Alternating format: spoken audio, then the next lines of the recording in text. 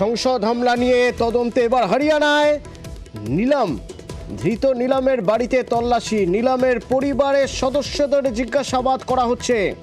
কি জানতে চাইছে দিল্লি পুলিশের স্পেশাল সেল, ঠিক কি বিষয় জানতে চাওয়া হচ্ছে? বেশ কিছু নথি উদ্ধার হয়েছে বলে জানা যাচ্ছে। কি সেই সব নথি জানবো। সৌরভ প্রতিনিধি আমার সঙ্গে রয়েছেন। সৌরভ, একেবারে দেখো, সংসদ হামলার ধৃত নিলাম আজাদ, তাকে কিন্তু যে সময় হামলা হয়েছিল সংসদ ভবনের চত্বর থেকে তাকে গ্রেফতার করে দিল্লি পুলিশ এবং পরবর্তী ক্ষেত্রে তাকে জিজ্ঞাসাবাদ করার পর তার বাড়ি আদতে হরিয়ানার জিন্দে এবং গতকাল মধ্যরাতে দিল্লি পুলিশের স্পেশাল সেলের একদল আধিকারিক তারা তার বাড়িতে গিয়ে আনা দেয় এবং সেখানে নিলাম আজাদের পরিবারের সদস্যদেরকে তেমনটা জিজ্ঞাসাবাদ করা হয়।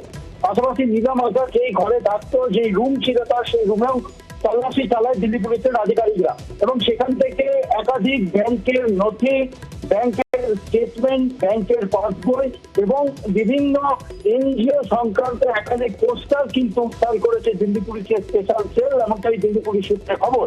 সেই সমস্ত ব্যাংক ডিটেলস এবার খতিয়ে দেখা হবে দিল্লি পুলিশের তরফ থেকে, যে সেইখানে এই ঘটনার বাবদ কোনো ফান্ড বা এই সংগঠন বাবদ কোনো ফান্ড কোন পথে তার কাছে ঢুকেছে, কত অ্যামাউন্টে ঢুকেছে, বা সেই সমস্ত পোস্টারের সাথে বাকি কাদের রিলেশন রয়েছে, সামগ্রিক বিষয়গুলো নিয়ে কিন্তু দিল্লি পুলিশের স্পেশাল সেলের আধিকারিকরা তারা এই মুহূর্তে খতিয়ে দেখছেন।